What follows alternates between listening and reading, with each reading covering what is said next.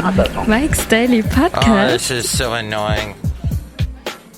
Hey, how you doing? Well, that's not how you should start off a podcast, saying this is so annoying. Hey, I've got my face mask. Mike's Daily Podcast. I've got my face mask on. It sounds so good to podcast. With your face mask on, it sounds kind of like you've got a duck inside your mouth. Oh, it doesn't sound very good. Word up, that's the code word. Everybody knows it.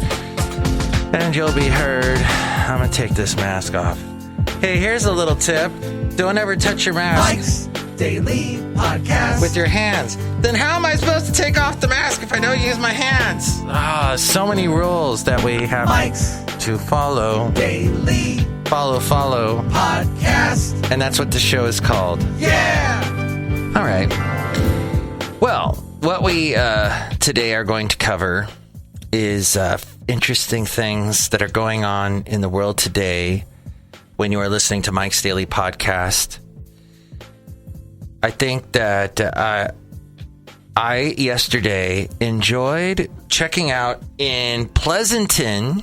What they're doing in downtown Pleasanton is they are taking all of those all that space that the restaurants need to make the patios. Some restaurants don't have a very big patio. They just have the sidewalk, right? Just a couple of feet that people can sit in and scrunch in, and then then you have to have all this room for the pedestrians that are walking by. So what they have decided to do is they have said, you know what? Sidewalk doesn't matter. Let's just close up the whole street. And the restaurant can go all the way into the street with their patio. And people can walk in the patio, the whole street. And it was social distancing. There's all this room for social distancing now, because the restaurants open up to... I love this. I love outdoor patios. I love all that space. I love the fact that there aren't any cars spewing out their smog, although in California we have such strict smog test rules. As you know, I lost a car recently because of that. And here's today's podcast picture. It was sacrificed, thanks to the laws of California. But yeah, you have all this room now in downtown Pleasanton, and I think other downtown areas have closed off their main streets, which then, of course, diverts all the traffic to the other streets. But if you're smart and you say, hey, I want to get some exercise and walk a little bit, you park a little ways from where you typically used to park, and you can walk a little bit and have the outdoor air. And I wish Basil was still around, because I loved going to outdoor patio areas, places that let you bring your dog, and I used to love to sit with him and eat. We went to a lot of cool places. What was that? We had that used to upset me to no end. In Half Moon Bay, there was this really good sandwich shop, but they had no outdoor patio, so I had to always leave them in the car when I went inside to eat.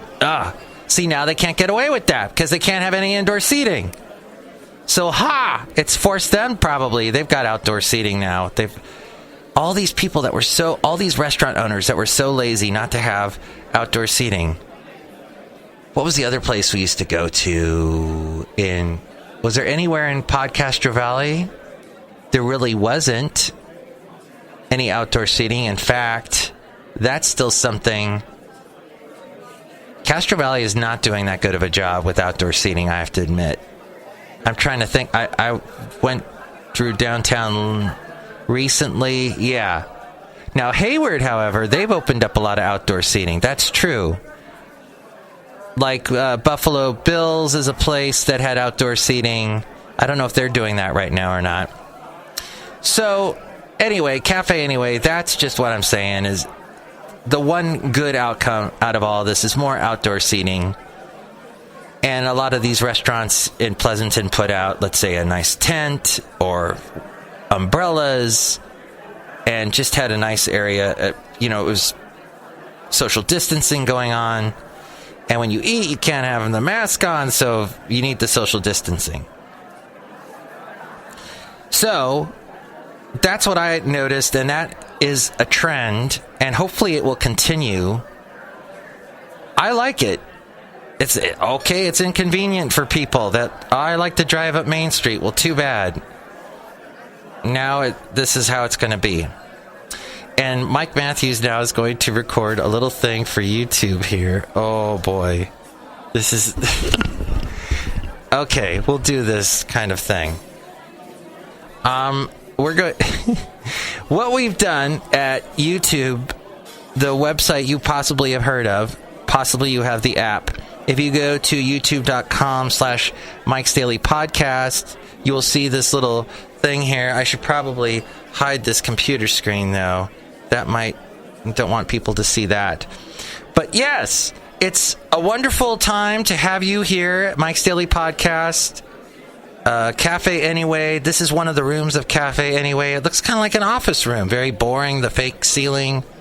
There's probably a Russian spy hid up there somewhere, about to fall through, because that can't support his weight up there. I can't wait for that to happen. Let's wait for it to happen. It's not happening. Rats. Hey, word out to the City of Lights bookstore. Pictures. That's the t-shirt I have on today. Yeah. So that's something I love, and I enjoyed that in downtown Pleasanton yesterday, seeing all that. Medical masks, face masks. There was a woman from Johns Hopkins talking this morning on something I was listening to on my way in, about how we really need to remember, along with the face mask, to wash our hands and sterilize them as much as possible. And, realize that, you might have a face mask on, but if you haven't washed your hands, you go up and touch your face mask with your hands that are all full of coronavirus, possibly, who knows, or something else that might be bad for you, then you've defeated the purpose. And this is from a gal. I call her a gal because I'm from the old west, and everybody's called gals and guys. Let's all go to the sock hop and dance. But this woman dealt with the Ebola virus, and no matter how bad the coronavirus is, the Ebola virus is 8 billion times worse. Oh my gosh. If you caught that, you died, basically. Remember how bad that was? That was just a few years ago. Thank God we don't have that as a pandemic right now. At least the coronavirus, we can... Well, it's difficult to maintain, as you know. We have to stay inside. We have the lockdown. We have to tell our downtown streets to shut down so we can open it up and have wonderful outdoor seating. Yay! But make sure your hands are clean first, and that you need to make sure the mask is completely covering your face in order for it to work, obviously, and that you can't have any crevices open. And make sure that your mask is clean on your face, and don't wear the same one for 7 days. So let's contemplate that for a second. Today's show, I think, is going to be called Contemplate, or Contemplative, or something to that effect, some derivative of that, because the podcast picture was actually taken by my cousin, Anki, who was visiting from Germany 8 years ago. And we were over at Baker Beach in San Francisco, and I haven't been back there since, so I need to get back there. It's been a while now. And she got a picture of me. I was staring out into the fog, as there's a lot of fog around San Francisco this time of year in the summertime, as not Tom Sawyer, but the guy that wrote him, Mark Twain, wrote that the coldest winter I ever had was a summer in San Francisco. It gets cold here across the bay. Not exactly here at Cafe Anyway in Podcastro Valley Mont, the last place on earth. But yeah, it gets cold. And so this podcast pictures me, shorts. That shows that I'm from the East Bay because I'm wearing shorts. But then I've got this big old fleece thing on and a hat, and I'm standing in the cold water. And you can see that picture at MikesDailyPodcast.com because I know you want to. And that happened 8 years ago when Anki was visiting. Which she's in Germany right now, and Germany is doing really well as far as the coronavirus. They locked down, they wore masks, they social distanced, unlike us. So we are stepping it up. I'm happy to say that from what I've seen, it looks like we're stepping it up. More masks are being worn. By the way, face masks do not decrease the oxygen flow as previously thought. Yes, it's, or as some people have said on the internet, oh, you're getting too much carbon dioxide into your system. It increases the carbon dioxide. You're not getting enough oxygen. That is not true. There have been no studies to prove that. You have doctors that work on patients in operating rooms for 8 hours plus with these masks on, and they have never been shown to have a decrease in oxygen in their blood. So it's a fallacy. And apparently, this was all from this woman from Johns Hopkins, the Hopkins people. And apparently that face mask idea, that the glass mask that covers the face shield, basically, the glass shield, she said that is a really good idea, and they really work, because what she said, it covers your face, your ears. I would say, however, don't they come down? To me, they don't come down enough. I mean, you might as well be wearing an astronaut helmet if you're going to go that far. But she said, no, they cover you enough, even though I think they look ridiculous. But her whole thing was, from Johns Hopkins, that they're good in that they allow you to show facial expressions. Because here we are communicating, not showing our mouths, not smiling, not doing it. Everything we're communicating is through our eyes and the sound of our voice and our hands.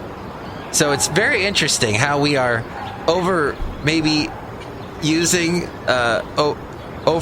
the hands, overcompensating with the eyes, the eyebrows, the hands. And have you noticed, you really get to notice people's eyes with this. And you go, wow, my coworker Bill has some beautiful eyes. And those eyebrows, how does he maintain those eyebrows so nicely? And some of you may know, speaking of coworkers, so I'm a person that hires people. I'm, I guess, a headhunter, sort of, for my job. I'm the only one that goes out and hires anybody. And I have noticed that I was deterred from hiring people in the past couple of months because a lot of people were like, hey, I'm unemployed. I'm getting a $600 unemployment check per week, or cheek per week.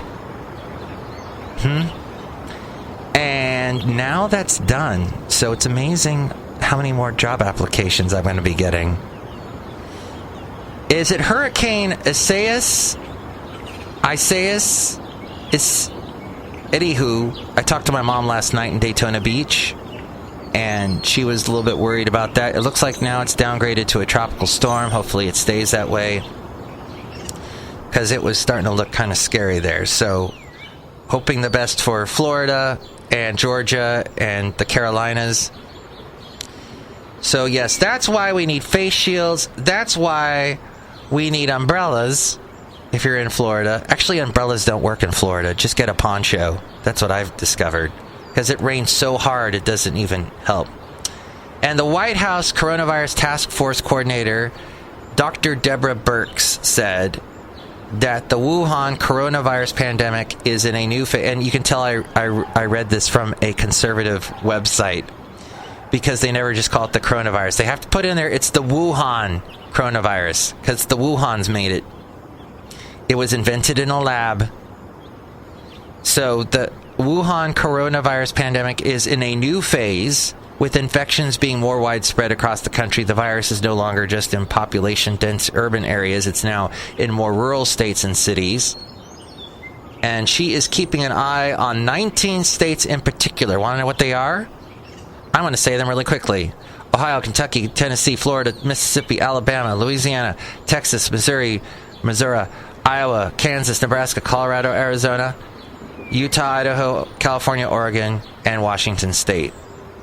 Are we in a new phase of the pandemic? And if so, what are we going to do to change course? She says, I think those are two very critical questions because we are in a new phase, and that's why I wanted to make it clear to the American people. It's why we started putting out governor reports directly to the health officials and the governors in every single state, because we could see that each thing had to be tailored. Every state is given their own tailored set of recommendations and guidelines based on the area and what's taking place at local hospitals, which is why every state's response is vastly different. And there you go. Look who's outside a cafe anyway, where we bring you Mike's Daily Podcast somewhere in Podcastro Valley Mont today.